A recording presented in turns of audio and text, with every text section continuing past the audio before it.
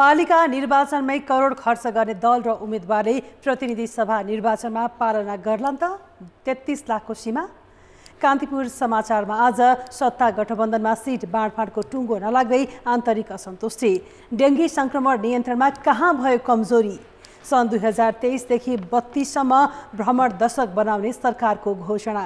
अनि अन्तर्राष्ट्रियमा जापानका पूर्व प्रधानमन्त्री आबेको राजकीय सम्मानका साथ अन्त्येष्टि र खेलकुदमा 88 वर्षीय वृद्धले प्यारासुट खेलमा देखाएको अद्भुत प्रदर्शन लगायतका सामग्री हामीसँग छन्। नमस्कार, अब मुख्य समाचार। प्रधानमन्त्री र मन्त्रीहरूलाई चुनाव प्रचारमा छुट। भोलि मध्यरातदेखि निर्वाचन आचार संहिता लागू। उम्मेद्वारको खर्च सीमामा दलहरू सहमत। निर्वाचन घोषणापछि पनि कानुनी छिद्रको फाइदा उठाउँदै नेताहरूले गरे सरकारी सुविधाको दुरुपयोग। विधि र सुशासनको खिल्ली। दशैं मनाउन भारतबाट घर फर्कँदै सीमा नाकामा सहायता कक्ष। किनमेलका लागि भारतीय बजारमा जाने बढे।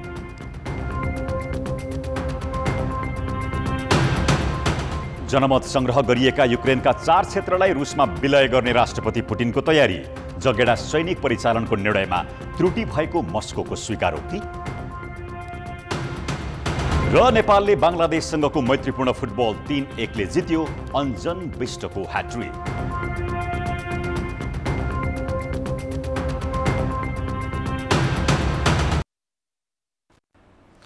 निर्वाचन आयोगले बुधबार मध्यरातबाट निर्वाचन आचार संहिता लागू गर्ने निर्णय गरेको छ। प्रधानमन्त्री र मन्त्रीलाई प्रचार प्रसारमा हिँडडुल गर्न छुट दिने भएपछि आयोगको प्रस्तावमा दलहरू पनि सहमत भएका हुन्। मङ्सिर 4 गते हुने प्रतिनिधि सभा र प्रदेश सभा निर्वाचनका लागि 52 दिन आचार संहिता लागू हुनेछ। यसअघि आचार संहिता सम्बन्धी आयोगसँगको छलफलमा दलहरूले प्रधानमन्त्री तथा मन्त्रीहरूले सरकारी सुविधा प्रयोग गर्न पाउनुपर्ने माग गरेका थिए भने आयोग नदिने पक्षमा थियो। यसैबीच आयोगले निर्वाचनमा प्रतिनिधि सभातर्फका उम्मेद्वारले 25 देखि 33 लाखसम्म खर्च गर्न पाउने सीमा तोकेको छ।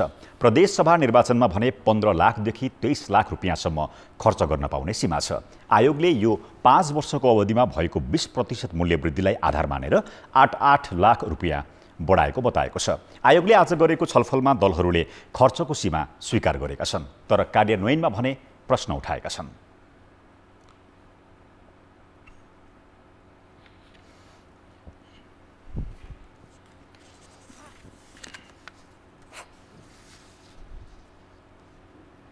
निर्वाचन आयोगले धेरैभन्दा धेरै कडाइका साथ यो चाहिँ लागू यो ल्याइएको चाहिँ सीमालाई चाहिँ तपाईको चाहिँ पुरा गर्नुपर्ने हुन्छ। दलहरू सहमत हुन्छन्, तर दलहरू त्यो सीमाभित्र रहँदैनन्। समस्या त्यहाँनिर मात्रै हो, होइन? 25 लाख खर्च गर्न पाउने, 27 लाख खर्च गर्न पाउने, बढीमा 33 लाख खर्च गर्न पाउने भन्ने सीमा जुन छ, त्यो सीमाभित्र उनीहरू दलहरू बस्दैनन् भन्ने चिन्ताको कुरा हो। हामीले त्यो चिन्ता व्यक्त गऱ्यौँ।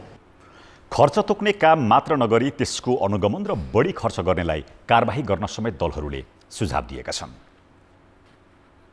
74 देखि अहिलेसम्मको मूल्य वृद्धि, मुद्रास्फीति कति छ त्यसलाई पनि आधार मानेर यो चाहिँ 3वटा मेन इन्डिकेटर र एउटा चाहिँ नि सहायक इन्डिकेटरको आधारमा 4वटा आधारमा उहाँहरूले एउटा प्रस्ताव ल्याउनु भएको छ र त्यो प्रस्तावलाई चाहिँ हामीले त्यसलाई ठिकै मान्यौँ। यो मामलामा निर्वाचन आयोगले एकदम व्यवस्थित तरिकाले नै 5वटा क्लस्टर तोकेर र 3वटा आधार पनि प्रस्तुत गरेर त्यो प्रस्तुत गरेको हुनाले लगभग सबै दलहरू यसमा एक प्रकारले एकमतै देखिन्छ। आयोगले निर्वाचन क्षेत्रको क्षेत्रफल, मतदान स्थल तथा मतदाता सङ्ख्या र भौगोलिक क्षेत्रको आधारलाई टेकेर खर्चको सीमा निर्धारण गरेको हो। सबैभन्दा कम 25 लाखसम्म खर्च गर्ने 5वटा निर्वाचन क्षेत्र तोकिएको छ भने सबैभन्दा बढी खर्च गर्ने पाउने क्षेत्र 27 तोकिएका छन्। विगतमा दिएकोलाई चाहिँ न्यूनतम मानेर त्यसबाट जाँदाखेरि केही बढ्ने सम्भावनाहरू देखिन्छ। त्यो सूत्र लगाउँदाखेरि त्यसमा उहाँहरू सबै सहमत हुनुहुन्छ र त्यो जुन वेटेज छ त्यो वेटेजमा अब अलिकति मतदाता सङ्ख्यालाई वेटेज अलिकति बढाउनुपर्छ कि भन्ने केही दलहरूको सुझाव आएको थियो। यी सबै कुराहरूलाई मनन गरेर आयोगले अब निर्णय गरेर राजपत्रमा प्रकाशित गर्छ। यसअघि 2074 सालको प्रतिनिधि सभा निर्वाचनका लागि उम्मेद्वारले एकमुष्ट रूपमा 25 लाख रुपियाँसम्म खर्च गर्न पाउने प्रावधान रहेको थियो। प्रदेश सभा निर्वाचनमा 15 लाख खर्च गर्न पाउने गरेका थिए। निर्वाचनका काम धमाधम भइरहेका छन्, तर अझै पनि प्रतिनिधि सभाको कार्यकाल कहिलेसम्म भन्ने अनिश्चित छ। संसदको अधिवेशन अन्त्य भएपछि संसदीय गतिविधि ठप्प छन्, तर सांसदहरू सरकारी सुविधासहित चुनावी प्रचारमा हिँडडुल गरिरहेका छन्। अर्थात् कानुन अभावको फाइदा उठाउँदै प्रतिनिधि सभाको कार्यकालको दलहरूले आफू खुसी व्याख्या मात्रै गरेका छैनन्, राज्य कोषको समेत दुरुपयोग गरेका छन्। अब म सांसद हुँ कि होइन मैले थाहा छैन, होइन भनौँ संसदको कार्यकाल 5 वर्ष भनेको छ, अधिवेशन मात्रै अन्त्य भनेको छ, संसद चाहिँ समाप्त भयो भनेर भनेको छैन। अस्ति सभामुखले चाहिँ अधिवेशन अन्त्य भयो, यो बैठक स्थगित भयो भनेर भन्नुभयो। माओवादी नेत्री पूर्णाकुमारी सुवेदी जस्तै प्रतिनिधि सभाका अधिकांश सांसदलाई अहिले संसद छ कि छैन भन्ने अन्यल छ। सरकारले भदौ 21 गते गरेको सिफारिस अनुसार संसदको अधिवेशन अन्त्य भइसकेको छ। निर्वाचन आयोगले प्रतिनिधि सभा निर्वाचनको समानुपातिक तर्फको बन्द सूची बुझाएसँगै सांसद नरहने भनेपछि थप अन्यलता बढेको हो। प्रतिनिधि सभातर्फ संसदीय गतिविधि पनि शून्य छन्। अहिले प्रतिनिधि सभा अथवा राष्ट्रिय सभाका जुन रूपमा समितिहरू चल्नुपर्छ त्यो चाहिँ हुन सकेको छैन। राष्ट्रिय सभाका केही समितिहरूको बैठक बसेको छ। प्रतिनिधि सभाको कार्यकालका विषयमा देखिएको अन्यलता नहट्नुको मूल कारण दलीय स्वार्थ नै हो। संविधानले कार्यकाल 5 वर्षको हुने भने पनि दलहरूले 5 वर्ष कुन मितिलाई मान्ने भनेर कानुन बनाउन सकेनन्। अहिले आफू अनुकूल व्याख्या र लेखाजोखाको स्वार्थ त्यसै वरिपरि छ। कुरा के हो भने नि, अब संविधानले 5 वर्ष स्पष्ट बोलेको छ होइन। त्यो संविधान अनुसारको कानुन नबन्दाखेरिको अवस्था चाहिँ यो कानुनमा स्पष्टता छैन, त्यसो भएर अलमल जस्तो देखिएको छ। यो सबै हिसाबले हेर्दा संसद औपचारिक रूपमा अन्त नभएको मात्रै हो। मक्सिर 4 गते हुने चुनाव अघि प्रतिनिधि सभा बैठक बस्ने र सदनले काम गर्ने सम्भावना देखिन्न।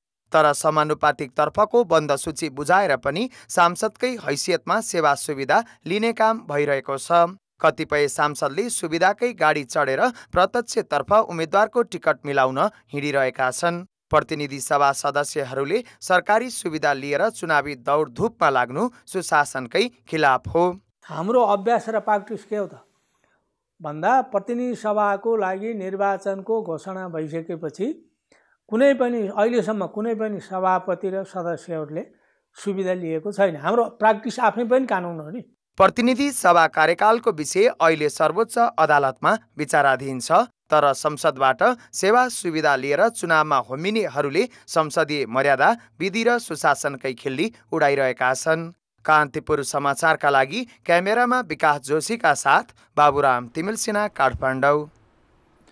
अब जनमतको अन्तिम परिणाम। जनमतमा हिजो हाम्रो प्रश्न थियो, दुर्गम जिल्लामा खाद्यान्न आपूर्ति गर्न सरकारले किन ढिलासुस्ती गरेको होला? ए, नागरिकको पीडा नबुझेर, बी, कमिसनको खेल, र सी, झन्झटिलो प्रक्रिया। जनमतको अन्तिम परिणाम यस्तो छ, ए, नागरिकको पीडा नबुझेरमा 20%, बी, कमिसनको खेलमा 67% र सी, झन्झटिलो प्रक्रियामा मात्र 13%।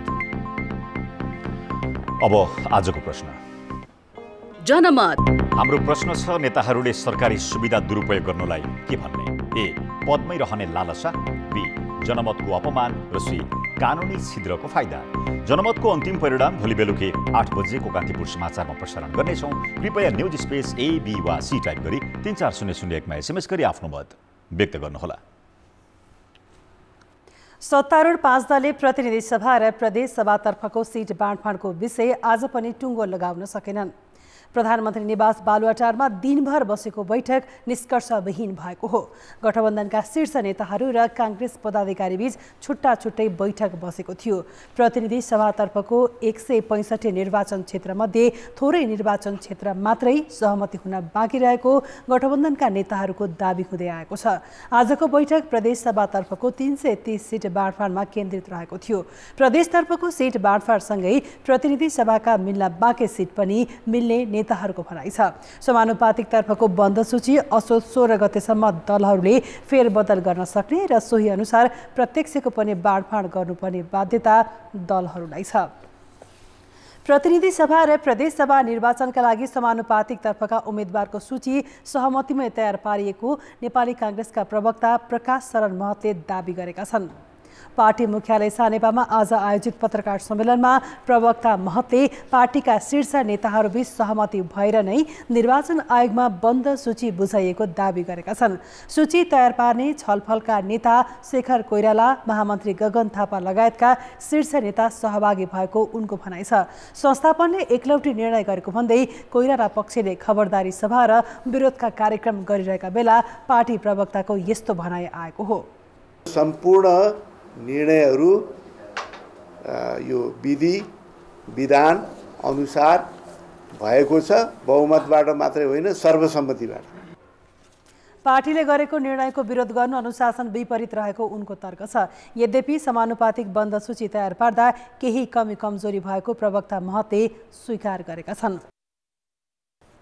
दशैं सुरु भएसँगै रोजगारी लगायतका विभिन्न कामको सिलसिलामा बाहिर रहेकाहरू घर फर्कन थालेका छन्। कतिपय नागरिक फर्कने तर्खरमा छन्।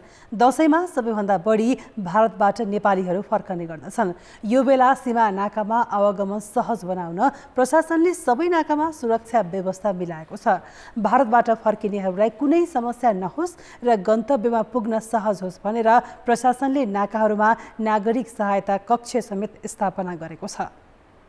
भारतसँग सीमा जोडिएका पश्चिम नेपालका दार्चुलाको धारचुला, बैतडीको झुलाघाट, कञ्चनपुरको गड्डा चौकी, कैलालीको तिरनगर गौरीफुन्टा र बाँकेको जमुनाहा नाकाबाट दशैं मनाउन फर्किने क्रम सुरु भइसकेको छ। दुःख भएन अहिले पहिला जस्तो भन्नु। म पहिले मात्र टनकपुरबाट भएर आउँथेँ। योपालि मैले त्यही पनि लडेको आफ्नो भुकाइदाखेरि त जो भने उही दिएर त्यसरी आएन। अहिले हाम्रो दशैं चाहिँ ठाडीहरूको दशैं तिहार मान्नको लागि घर फर्केको। यसरी फर्किने नेपालीले विगत वर्षहरूमा निकै दुःख समेत पाएका थिए। उनीहरूलाई चेक जाँचको बहानामा भारतीय सुरक्षाकर्मीले अनावश्यक दुःख दिने, रकम असुल्ने गरेको गुनासो आउने गरेको थियो। अहिले त्यस्तो समस्या नहोस् भनेर स्थानीय प्रशासन सतर्क देखिएको छ। दशैंको सन्दर्भमा खास गरी इन्डियाबाट काम गरेर आउनेहरूलाई नठगिन् भनेर यो यातायात कार्यालय बस व्यवसायीसँग छलफल गरेर हामीले नागरिक यो सहायता कक्ष भनेर 9 ठाउँमा खोलेका छौँ। त्यसो त दशैं मनाउन स्वदेश फर्किनेहरूलाई नेपालले नै पनि अनावश्यक दुःख दिने गरेको गुनासो पनि नआउने गरेको होइन। गन्तव्यसम्म पुग्न सवारी साधनले बढी भाडा असुल गर्ने र लुटपाट समेत हुने गरेको थियो। यस्तो नहोस् भनेर आवागमन बढी हुने क्षेत्रमा यात्रु सहायता कक्ष समेत स्थापना गरिएको छ। घर परिवार सम्झेर आफ्नो चाहिँ आइरहेको व्यक्तिहरू हुन्छन्, उनीप्रति राम्रो व्यवहार देखाउनुपर्छ भन्ने एउटा पार्टबाट चाहिँ नि सुरक्षा निकायहरूलाई मैले सीमा नाकामा खटिएका व्यक्तिहरूलाई मैले त्यसरी निर्देशन गरेको छु। तराईका धेरै मानिसको प्रमुख रोजगारीको गन्तव्य भारत हो। घर परिवारसँगै चाडबाड मनाउन यो बेला ठुलो सङ्ख्यामा मानिस फर्किने गरेका छन्। प्रहरी प्रशासनले सहज आवागमनको व्यवस्था मिलाएको दावी गरे पनि व्यवस्थापन चुस्त नहुँदा फर्किनेहरूको गुनासो कम भएको छैन। यसतर्फ प्रशासन चनाखो हुनुपर्ने देखिन्छ। कान्तिपुर समाचारका लागि जिल्ला सहकर्मीहरूका साथमा क्यामेरामा सुदीप थापा र टेक्रा जोशी, धनगढी, कैलाली। चाडपर्व नजिकिएसँगै विराटनगरको सीमावर्ती भारतीय बजारमा किनमेल गर्न जाने बढेका छन्। दैनिक सयौं नेपाली उपभोग्य सामग्री किन्न जोगबनी पुग्दा विराटनगरको बजार भने सुनसान छ। नेपालका बजारमा भन्दा सस्तो मूल्यमा सामान पाइने भएकाले जोगबनी पुग्ने गरेको उपभोक्ता बताउँछन्। अलिक सस्तो पाइन्छ भन्ने अब जो विराटनगरमा 80 रुपियाँ किलो छ, यहाँ अब 60 रुपियाँ किलो, त्यही भनेर उता भन्दा आधी नै सस्तो पर्छ। त्यही कारणले जस्तै चिनी 5 केजीलाई 380 पर्छ, त्यस्तै अरू लत्ता कपडा पनि त्यसरी नै पर्छ।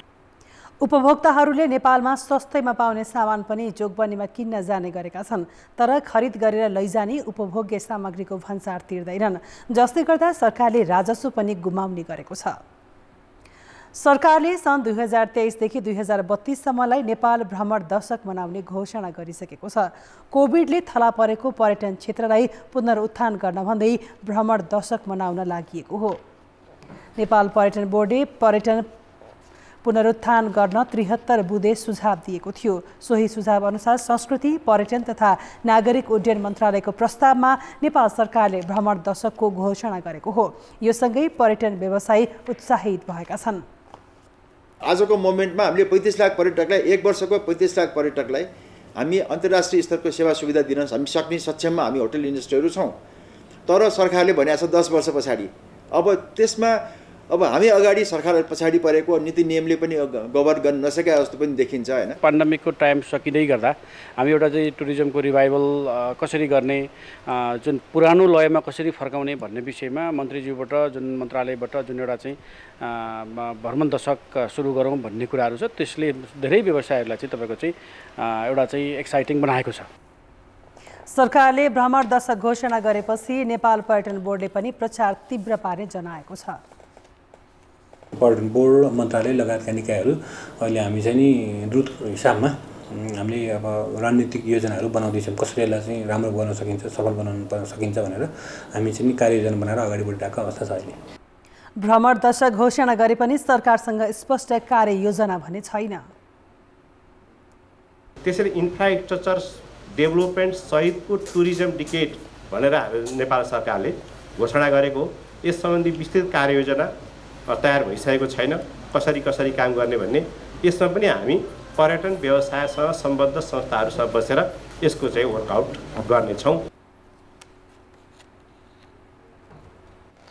विश्वभर 43औं पर्यटन दिवस मनाइरहँदा ललितपुरको पाटनमा पनि बृहत सांस्कृतिक मेला गरिएको छ।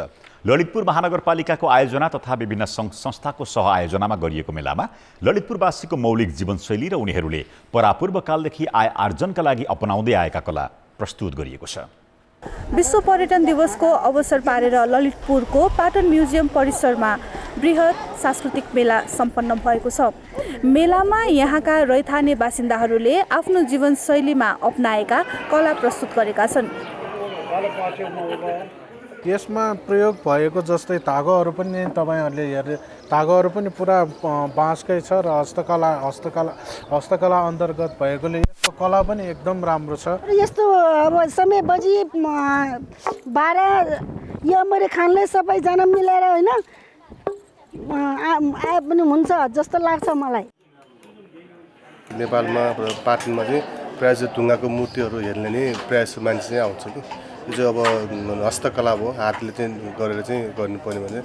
ललितपुरको पाटनमा बस्दै आएका नेवार समुदायभित्र पनि विभिन्न जातिले आफ्नो जीवनयापनका लागि विभिन्न पेसा अँगाल्दै आएका छन्। कोही काठमा बुट्टा कोर्न निपुण छन् भने कोही धातुका मूर्ति बनाउन सिपालु छन्। कुनै एक समुदायको जीवनशैलीले पनि पर्यटकलाई आकर्षण गर्न सक्छ।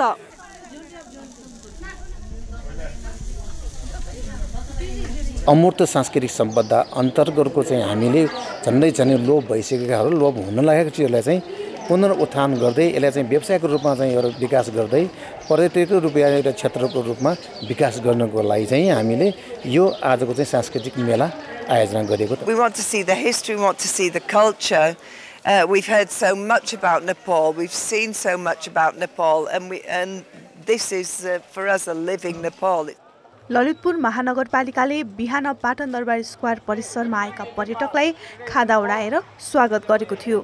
कान्तिपुर समाचारका लागि क्यामेरामा पशुपति बुढाथोकीका साथ सृजना बास्तोला, ललितपुर। गोर्खाको मनास्लु हिमालमा गएको हिम पहिरोमा परि मृत्यु भएका सङ्घसभाका 34 वर्षीय अनुप राईको शव काठमाडौँ ल्याइएको छ। हिम पहिरोमा परि घाइते भएका र फँसेका 11 जनाको उद्धार गरिएको छ। मनास्लु हिमालको क्याम्प 3 र 4 बीच गएको हिम पहिरोमा परि घाइते भएका मध्ये जित बहादुर शेष र सुकु बहादुर तामाङलाई उद्धार गरी सोमबार नै कैलाश एयरको हेलिकप्टरबाट काठमाडौँ ल्याइएको थियो। प्रतिकूल मौसमका कारण अन्य 9 जनालाई मंगलबार सिमरिक र एभरेस्ट एयरको हेलिकप्टरबाट उद्धार गरिएको हो। हिमाल चढ्नको लागि धेरै अप्ठ्यारो छ। मैले 2021 मा मनास्लु हिमाल चढे। त्यति बेला मौसमले साथ दिइरहेको राम्रो भयो। यो वर्षको लागि मेरो साथीहरू धेरै चाहिँ एम्बुलेन्स हिम पहिरोमा परेर अप्ठ्यारो परिरहेछ। हिम पहिरोमा परेर घाइते र फँसेकालाई क्याम्प 3 बाट उद्धार गरी सामा गाउँ ल्याइएको छ। घाइते मध्ये 4 जनाको काठमाडौँमा उपचार भइरहेको छ। किलर माउन्टेनका रूपमा चिनिने 8163 मिटर अग्लो मनास्लु हिमाल आरोहणका लागि यसपटक 38 वटा आरोहण दलका 404 जनाले पर्यटन विभागबाट अनुमति लिएका छन्। मनास्लुको आरोहणको सिजन हो। आरोहणको सिजनमा हिम पहिरो जाँदाखेरि र स्पेसल्ली यही नै सिजन र यो टाइम यो विक चाहिँ स्पेसली मनासलु हिमाल चढ्नको निम्ति उत्तम समय थियो। त्यस हिसाबमा यो बेला गाउँको हिम पहिरोले चाहिँ अब आरोहणलाई चाहिँ व्यवधान गरेको छ।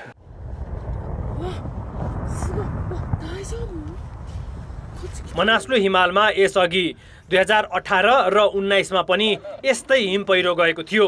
जलवायु परिवर्तनका कारण पछिल्लो समय हिमताल फुट्ने र हिमाली क्षेत्रमा पहिरोको समस्या दोहोरिरहेको विज्ञको भनाइ छ।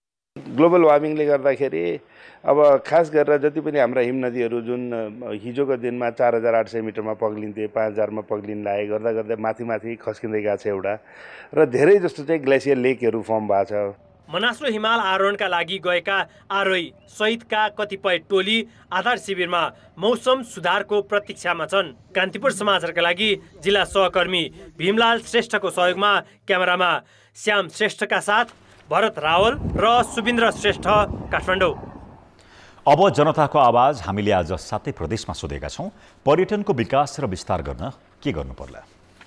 जनताको आवाज कल्चर संस्कार संस्कृतिलाई विकासको कुरा अनि प्रचार प्रसार। पर्यटन योजना चाहिँ निरन्तर रूपमा लागेर यसलाई निरन्तरता दिएर प्राथमिक क्रममा राखेर लैजानुपर्छ। लोकेसनहरू राम्रो पोइन्टहरू बनाएर पर्यटकलाई त्यहाँसम्म लैजाने व्यवस्था गर्ने। पर्यटन व्यवसायमा युवा पुस्ताहरूलाई लगाउनु पर्छ। भारतसँग हाम्रो सम्पर्क अलि सडकको कारणले राम्रो छैन, त्यो सम्पर्क जोड्नु पर्यो। काठमाडौँमा प्रशस्त होटल छ, पोखरा पनि रेडी छ, चितवन पनि राम्रो छ, तर बाटो नै छैन। भिसामा सुविधा सहुलियत हुन पर्यो। मठ मन्दिरलाई नै विकास त उन्मुख गराउनु पर्छ। मेन कुरो त बाटाहरू बनाउन पर्यो। ह्यान्डिक्राफ्टलाई चाहिँ अलिकति चाहिँ कपरदेखि लिएर ट्याक्सहरूदेखि यिनीहरूले सहजीकरण गर्यो भने जुन चाहिँ अहिले पूर्वाधारहरू भइरहेछ नि त्यसको चाहिँ राम्रोसँग अब सरकारले पनि त्यसलाई चाहिँ सहयोग गरेर व्यवसायीहरूलाई ऋण सहुलियत दरमा गर्नुपर्छ। धेरै हैन अब विदेशी पर्यटकहरूलाई आउने त्यो वातावरण बनाउन पर्यो। स्थानीय क्राफ्टहरू भयो त्यसलाई राम्ररी प्रवर्धन गरेर जानकी मन्दिरलाई विश्व सम्पदाको सूचीमा लैजानुपर्छ। नयाँ नयाँ एयरपोर्टहरू पनि खुलिरहेछ, त्यसलाई चाहिँ सुचारू गर्नु पर्यो। सुरक्षित वातावरण चाहियो। सौन्दर्यकरणको विकास गर्नुपर्छ। विभिन्न पर्यटकीय सम्पदाहरूलाई चाहिँ सुरक्षा गरेर राख्नुपर्ने हुन्छ। राज्यले पर्यटन व्यवसायहरूलाई दिनुपर्ने सहयोग नदिएपछि पर्यटन व्यवसाय एक्लैले कसरी चाहिँ यो पर्यटन व्यवसाय धान्न सक्छ? पर्यटकको लागि चाहिँ विशेष गरेर प्याकेजहरू सहज सुलभ रूपमा चाहिँ उपलब्ध गराउनु पर्यो। बाटोघाटोको खाना बस्नको होटलहरूको सुविधा हुनु पर्यो। नयाँ मार्केटहरूको पनि अध्ययन गरियो।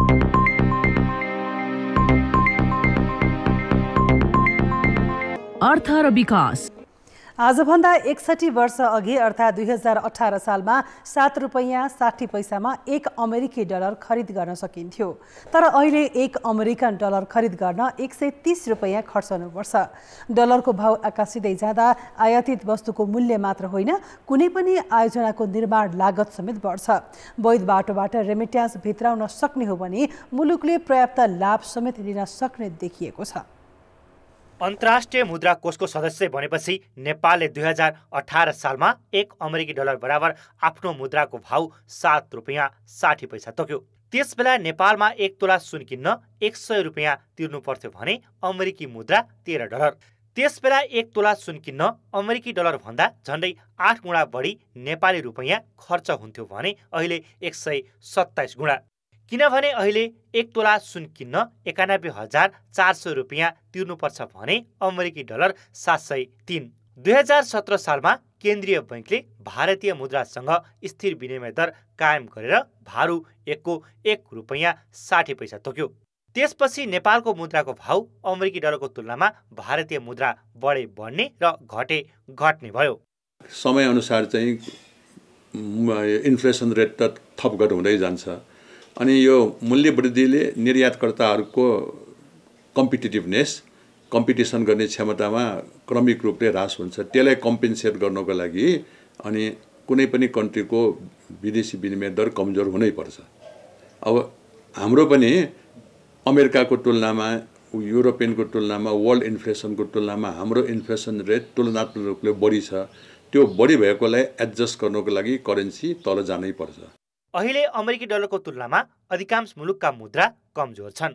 अमेरिकी केन्द्रीय बैंक फेडरल रिजर्भले महँगी नियन्त्रण गर्न उच्च मात्रामा ब्याज बढाउँदा भारत तथा अन्य मुलुकमा लगानी गरिरहेकाहरू अमेरिका फर्केका छन्।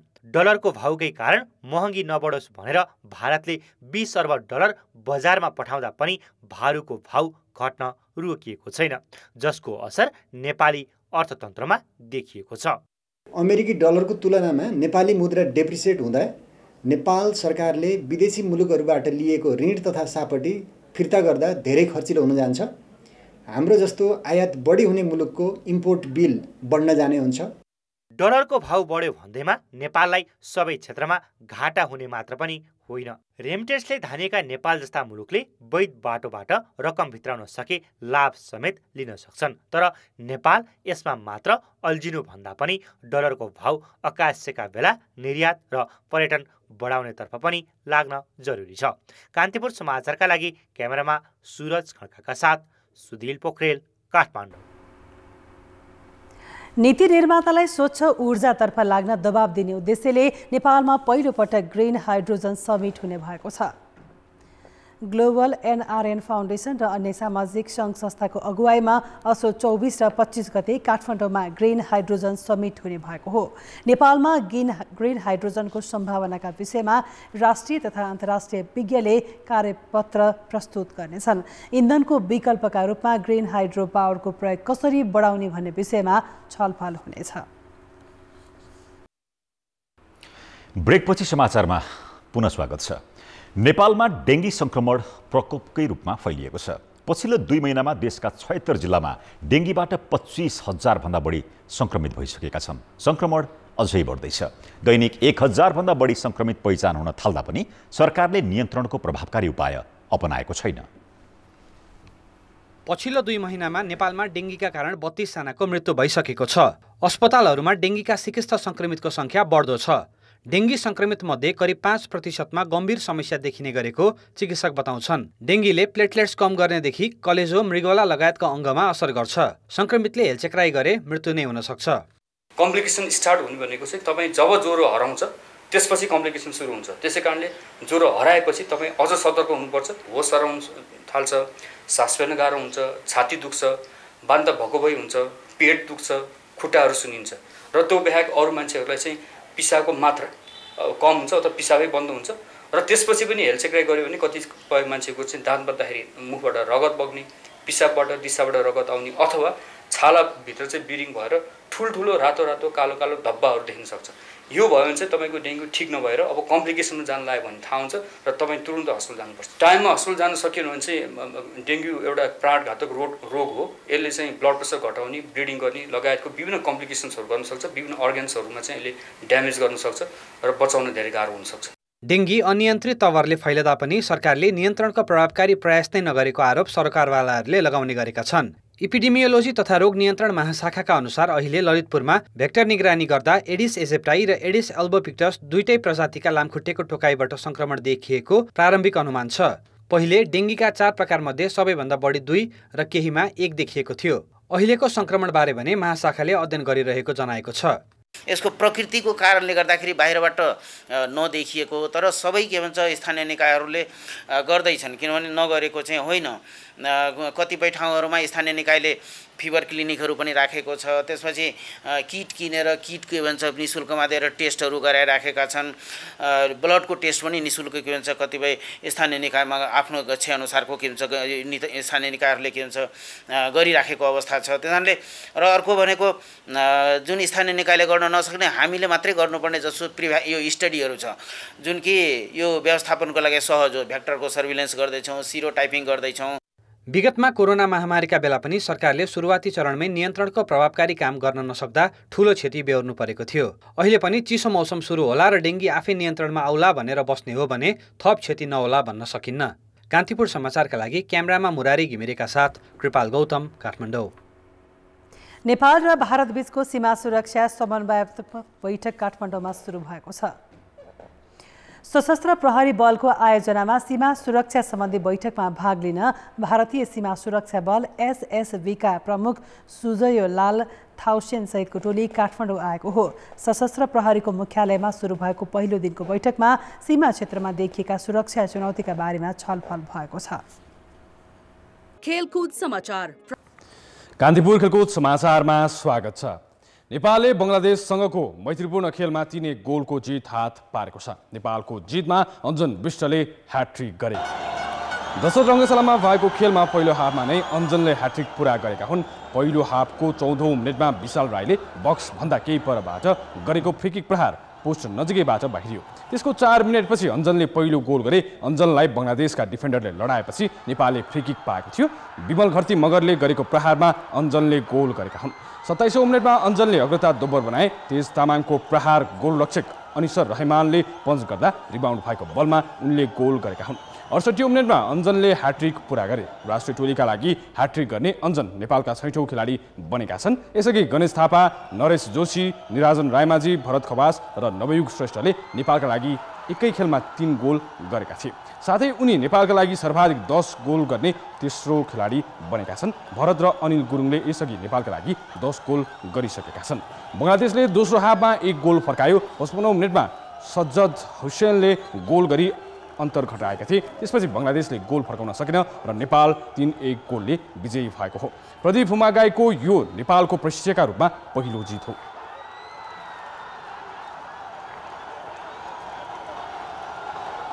कान्तिपुर खेलकुद समाचारहरूलाई यति नै। अब मौसम सम्बन्धी जानकारी।